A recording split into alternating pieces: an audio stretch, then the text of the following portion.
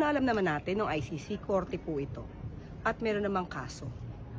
Kaso na kapwa nating Pilipino ang nagsampa laban sa mga di umanong pang-aabuso patungkol sa EJK.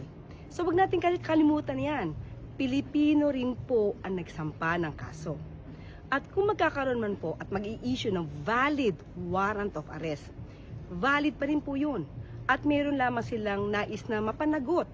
So bakit ba lagi nating sinisisi ang korte? Sinisisi natin ng administrasyon. Huwag nating kalimutan na yung kaso na sampa ito 2017 pa. So hindi ito wine-weaponize, kinakailangan lamang po na matugunan din ang hiling ng mga kababayan natin. Kung may kailangan managot, dapat na managot. Kung kailangan may malinis na pangalan, malinis ang pangalan. Ang nangyayari po kasi dito, lagi na lang ginagamit itong issue na to para pagalitin ang kapwa natin Pilipino at pag-usapan ang tungkol sa soberanya. Tandaan din po natin, meron tayong batas na mismo nagsasabi na tayo, ang bansang Pilipinas, ang state natin, ay maaaring mag-surrender ng mga respondents. Yun ay naaayon sa RA 9851. Huwag natin kalimutan po yan.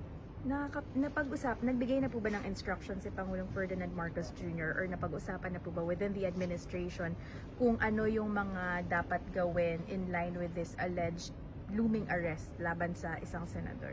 Well, anyway, nakita po natin kung paano po ba natin pinapatupad ngayon yung warrant of arrest laban kay Senator Bato de la Rosa. Pero yung mga operasyon, ibibigay ko na lamang yan para sagutin ng DOJ.